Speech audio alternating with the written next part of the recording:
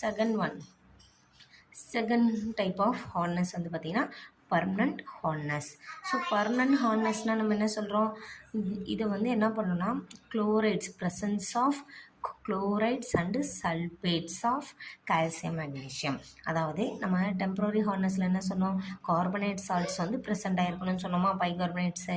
So அப்போ carbonate salts இல்லாத salt என்னன்னு பார்த்தீங்கன்னா குளோரைடு அண்டு சல்பேட். எக்ஸாம்பிள்ஸ் என்ன சொல்கிறாங்க, calcium sulfate, calcium chloride and magnesium sulfate and magnesium chloride. So இந்த டைப் ஆஃப் சால்ட்ஸ் எல்லாம் நம்ம பயன்படுத்தக்கூடிய வாட்டரில் இருந்துச்சுன்னா அது வந்து பர்மனண்ட் ஹார்ட்னஸ். ஸோ இதை வந்து நம்ம என்ன பண்ண முடியாதுன்னா இட்ஸ் cannot be removed.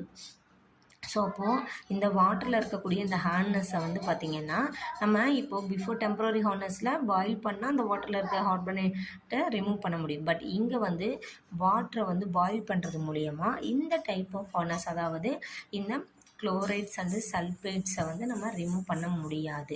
சரிங்களா? ஸோ அப்போது எப்படி நம்ம அதை ரிமூவ் பண்ணலாம் அப்படின்னு பார்த்தீங்கன்னா Lime soda process and zeolite process. சரிங்களா?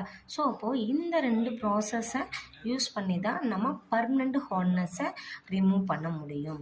சரிங்களா? ஸோ இதோட முக்கியத்துவத்தில் பார்த்தோன்னா இம்பார்ட்டன்ஸ் ஆஃப் இந்த ஹார்ட்னஸோட இம்பார்ட்டன்ஸ் என்னென்னு பார்த்தீங்கன்னா, இப்போ நம்ம என்ன சொல்கிறோம் அப்படின்னா ஹார்ட்னஸ் வந்து எதெல்லாம் அஃபெக்ட் பண்ணுதுன்னா, நம்ம இப்போது ஹார்ட்னஸ் வாட்டரில் அதிகமாக இருந்துச்சுன்னா நம்ம துணி துவைக்கும் போதும் நம்ம இப்போ குளிக்கிற சோப் யூஸ் பண்ணும்போதும் நுரையே வராதுங்க.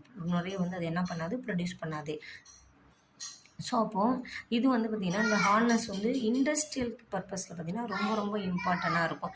ஏன்னா நம்ம இந்த ஹார்ட்னஸ் இருக்கக்கூடிய வாட்டரை நம்ம இண்டஸ்ட்ரீஸில் வந்து என்ன பண்ண முடியாதுன்னா யூஸ் பண்ண முடியாது. ஏன் அப்படின்னு பார்த்தீங்கன்னா நம்ம யூஸ் பண்ணக்கூடிய பாய்லர்ஸ் இருக்கு இல்லையா, இண்டஸ்ட்ரியல் பாய்லர்ஸில் பார்த்திங்கன்னா இட் ஃபார்ம் ஸ்கேல் அண்ட் ஸ்க்லட்ஜுன்னு சொல்லுவோம். ஸோ அது வந்து ஈஸியாக வந்து நம்மளோட பாய்லர்ஸை வந்து அரிச்சிரும், உடைக்கிற மாதிரியான பிரேக் பண்ணக்கூடிய தன்மையில் வந்துடும். சரிங்களா?